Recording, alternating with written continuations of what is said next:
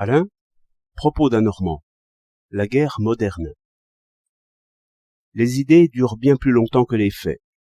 Quand un homme de nos pays pense aujourd'hui à la guerre, il imagine encore quelques déchaînements barbares des forces, qui menaceraient, comme une espèce de tempête humaine, ses biens, sa femme, ses enfants.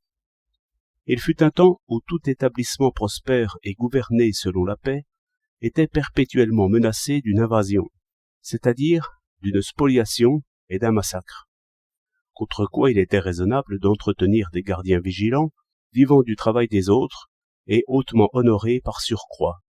Ce fut une des premières industries, si l'on peut dire, que celle qui s'occupa de recruter des gardiens, de construire des forteresses et de fabriquer des armes.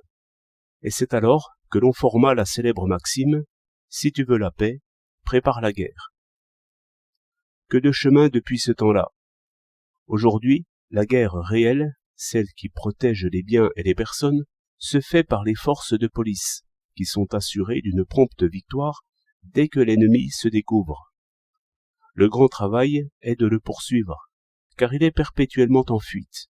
Et, chose remarquable, cette guerre se poursuit sans colère, sous l'idée de défense seulement, ce qui n'est que vengeance fait rougir.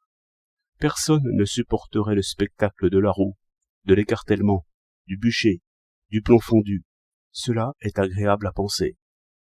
Mais les sentiments guerriers se manifestent encore avec toute leur force, avec tout leur caractère de superstition. Chaque grand peuple croit que ses voisins, paisibles comme lui, justes comme lui, ligués avec lui contre le vol, le brigandage, le choléra et la peste, songent pourtant à déchaîner contre lui des maux plus redoutables que tous ces maux réunis.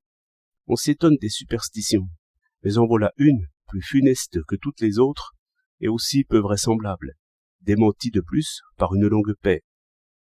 Mais superstition qui a ses prêtres, ses prophètes, et ses cérémonies, ses derviches tourneurs aussi, ses convulsionnaires aussi, ses martyrs enfin. Car beaucoup de ces déclamateurs s'exposeraient avec joie à la souffrance et à la mort pour faire preuve. Mais supposons la guerre. Supposons que, par un effroyable malentendu, deux peuples se jettent l'un sur l'autre, chacun d'eux seulement pour se défendre.